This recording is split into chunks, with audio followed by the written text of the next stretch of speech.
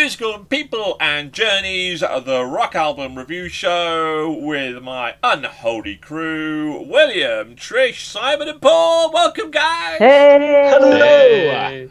So, what is this show all about? Well, this show is all about reviewing the latest rock albums where we put them head to head, we mash them up, and then we decide what we're going to spend our money on. We rate them out of the glorious 5 stars, and if they score more than 20, they can reach the Hall of Fame, and maybe even to our Album of the Year show right at the end, bizarrely at the end of the year. But before we start, please hit that like and subscribe button.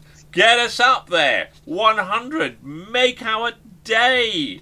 And please share and like if you like what you hear, and also because bands really want to come and talk to us, and the more we have, the more interviews we can do, and we can continue our mystical journey through the rock scene.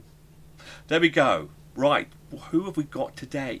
Now let's talk a bit low, because we're about to go to the Church of Scream with Screamachine! And they are up against Mystic Prophecy and their album Hell Riot.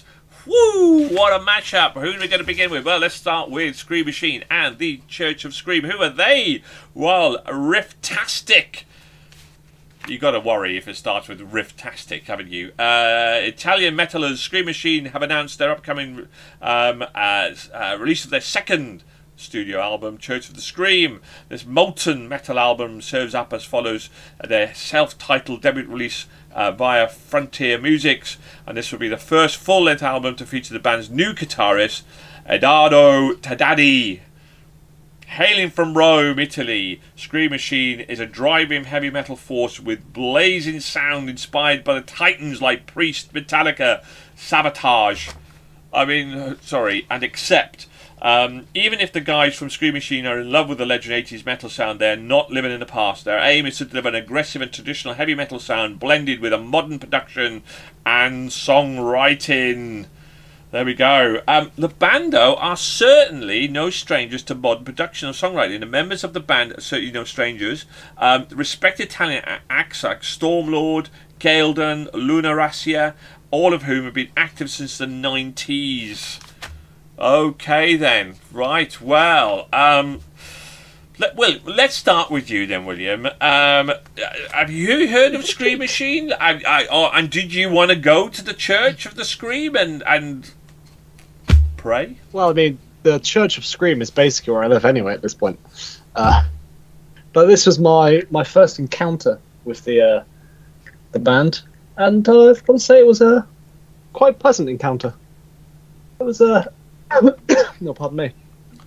It was a fun experience. It's just, I don't know a better way to describe it than it's just a solid heavy metal album.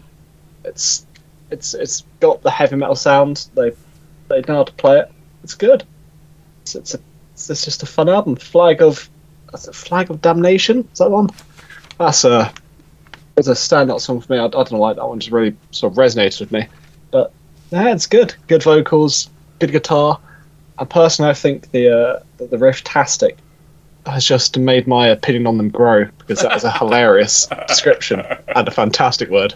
Rifftastic. Rifftastic, baby. Rifftastic. Yeah, it's just it's nothing sort of standoutish for me. Like, they don't seem like doing anything overly different to sort of the norm of heavy metal, as it were. But it's a very enjoyable experience. Just some good music, good sound. I approve of this. Simon. Right, okay, well, time to polarize.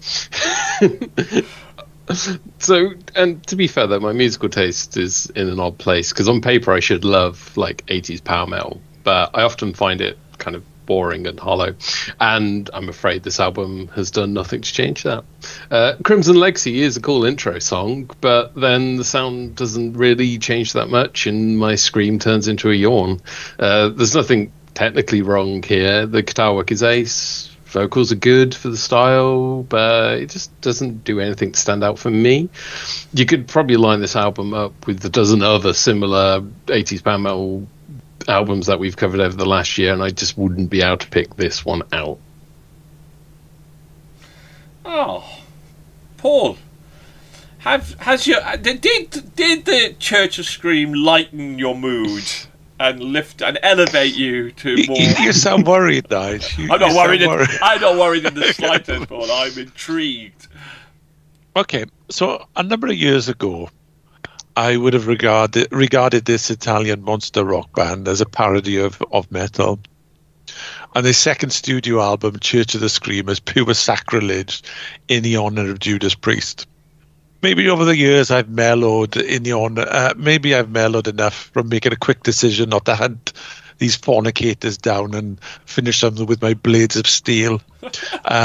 Just like the Sentinel. Now I'm worried, by the way. Now I'm worried. Paul's got a mass murder trail. Yeah, the priest I can't even say the word now. Authentically brought to life, and which has plainly and obviously heavily influenced Screamachine. Listen to the whole album, see not only the influence of Judas Priest, but also the likes of speed metal bands like Accept have had on the makeup of the songs and lyrics. However, although not perfect, there is enough on this offering that makes you come back for more. Or for myself, anyway, not Simon. Those dual guitar trade-offs and solos are kind of reassuring and invigorating. And at the end of the day, I kind of enjoyed it. Trish. Hello. Hello. Welcome back. Thanks. Just doing some very important business. Church of Scream. The album starts off quite heavy with intense guitars and drums, a little bit heavy to my normal listening, but I remained open to the rest of the album. The first two tracks, The Crimson Legacy and The Church of Scream, continue with this flow, but Night Asylum had me from the get-go and was a little bit softer to my ears than the first two tracks. It had a good beat and my head nodding along. The rest of the tracks on the album flowed well, and setting aside the first two tracks for me, even after a couple of listens, those tracks were still a bit too heavy for me. However, the guitar riff on Revenge Walker is just pure guitar rock that I love. Surprisingly, I enjoyed this album, so thank you for bringing it to the table. As I know sometimes, Nigel, you like to test and push our listening abilities out of our comfort zone that we wouldn't normally listen to, but this time it has worked. Thank you. Oh, she can stay. She's a stayer. All right, she's definitely a stayer. I tend to agree with Paul to a degree. I think this is definitely a kind of very much in that Judas Priest kind of mould. And I loved Judas Priest back in the day, and the only so I enjoyed the album. It was good. I mean, there was great guitar riffs in there, but there wasn't any particular standout track for me. There was nothing got added to my kind of playlist really. But I did come back for more, and I don't know why I came back for more, because it was I think so. I'm going to best describe this as a really solid, pretty enjoyable heavy metal album. It didn't like capture my soul and go, oh my god, this song was amazing or that track was amazing. I think there were moments like there were just moments in there that made it a enjoyable album, and there wasn't really a terrible track in there. And his voice was a bit kind of gruff to start with, but it kind of grew on me. I liked it. I just liked it. It was just a solid, good, heavy metal album, really, from that perspective. So there we go. So who are they up against there? Well, they are up against Mystic Prophecy on their album Hell Riot. So who are Mystic Prophecy? Mystic Prophecy is a German. They describe themselves as a German power metal band. Their sound has been described as heavy and melodic, similar to American power metal bands such as Ice to Earth. Do you know these bands keep popping up, and I'm going like, who? Maybe people could say something like, due to their melodic riffing and powerful drumming. The band was formed in 2000 by Valley Eve's bandmates R.D. Leipaskik Leibachski, and Martin Alsbrecht. Gus G was recommended to them and played all guitars on their first 3 albums. But 2005, left in order to spend more time with his own band, Firewind. And since then, the band has had several changes in its lineup, with singer RD and guitarist Marcus Paul, who joined the band in 2000, being the only long-time members. The band's latest lineup includes bass player Joey Rocks and drummer Hanno Kirsten.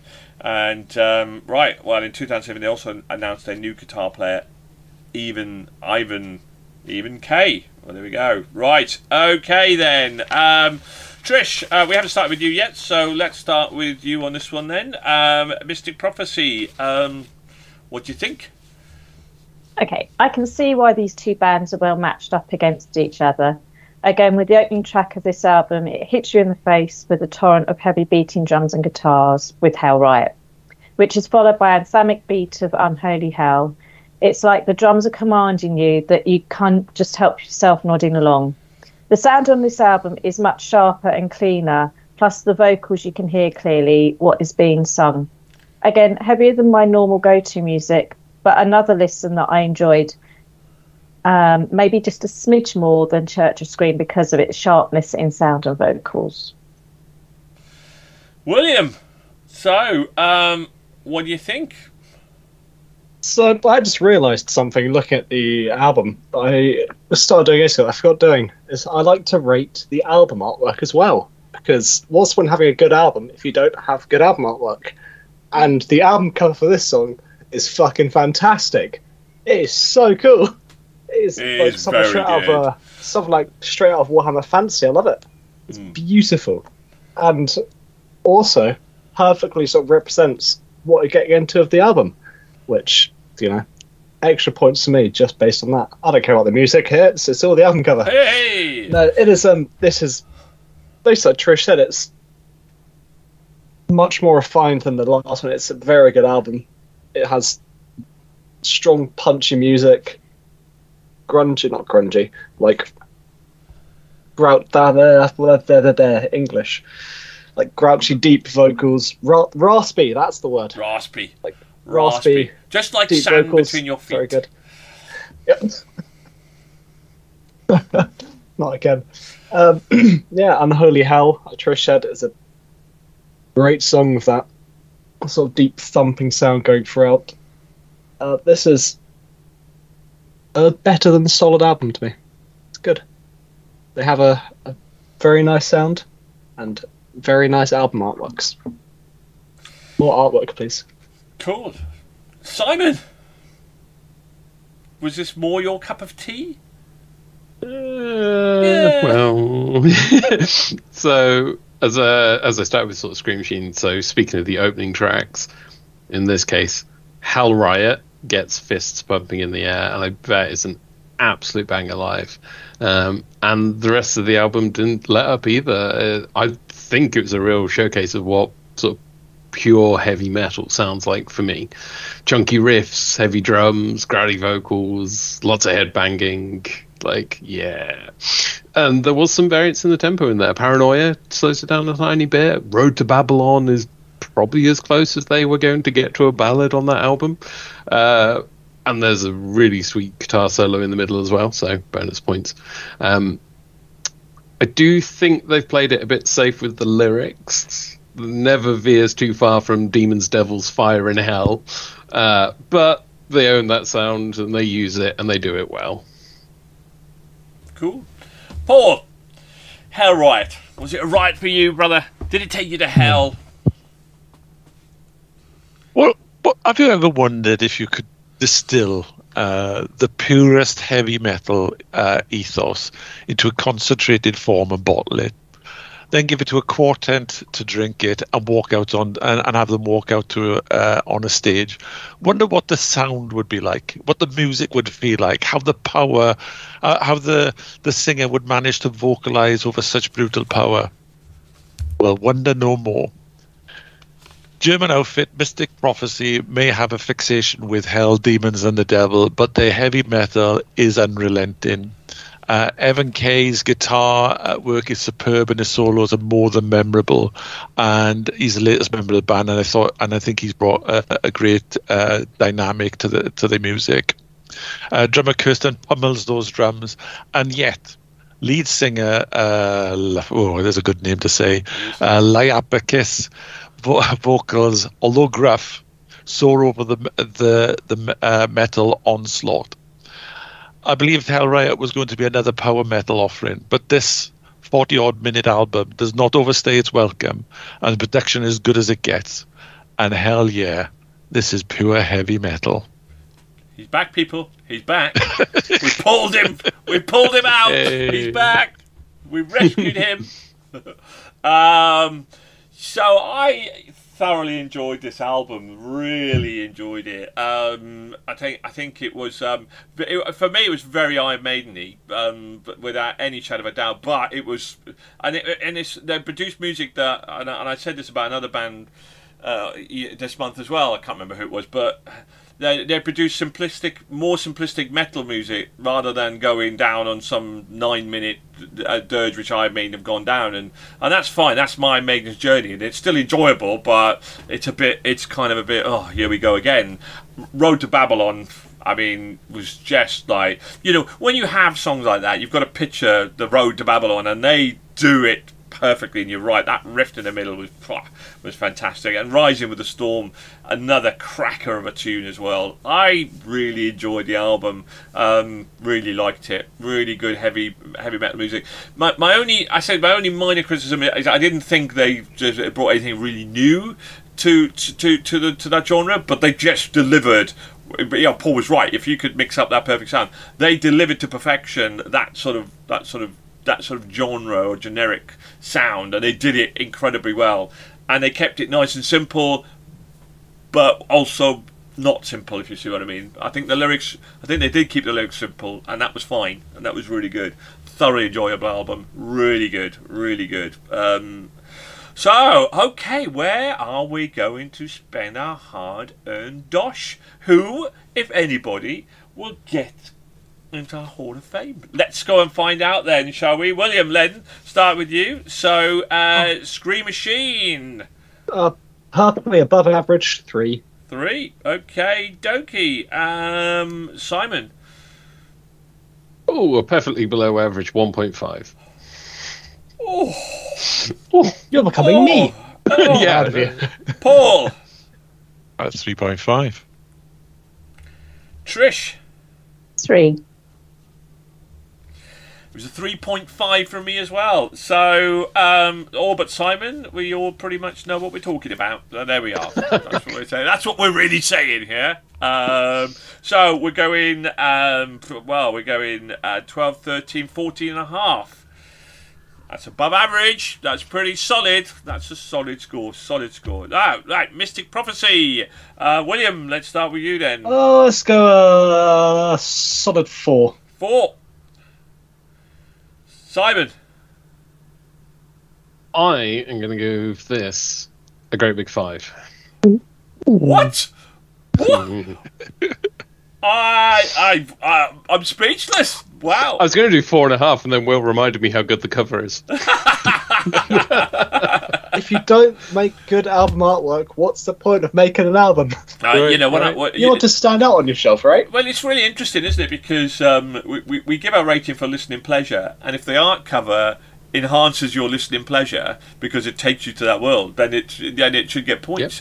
Yep. And it's really interesting because when I go through what a shortlist of try to shortlist down the 40 albums down to whatever, sometimes the art cover will if it's pretty naff, I'm going to go, well, if you can't put anything into the art cover, I'm not going to bother listening. But I feel like you buy a vinyl of an album, you want to display it. You don't display it if it's just a name. That is something you'd want to display, like. And it'll be on merch and stuff like that. It embodies it. So, yeah. Okay, Paul. It's 4.5 from me. That's near perfection. Trish. 3.5. Oh. Thought we're going to get there. It was a 4 from me as well. So, I think I might know where this is going, people. So, we've got 4, 12... No, 14, 12 and a half, 17 and a half, 18, 21. Woohoo! Oh. Wicked gets into our Hall of Fame. Congratulations, Mystic Prophecy, and unanimously we would spend our money on going to hell rather than to the Church of Scream. But still, Church of Scream is still a solid score, still a really good, solid album, as long as your name is not Simon. And that's perfectly fine, because, you know, there we are. So, there we go. Wow. Okay, well, I hope if you enjoyed the show, please like and subscribe, people. Let's put the call out there. And thank you to my wonderful rock crew, to Trish, to Will, to Simon, to Paul. Thank you very much. Bye. Keep on rocking out there, everybody. See you Bye next for time. now.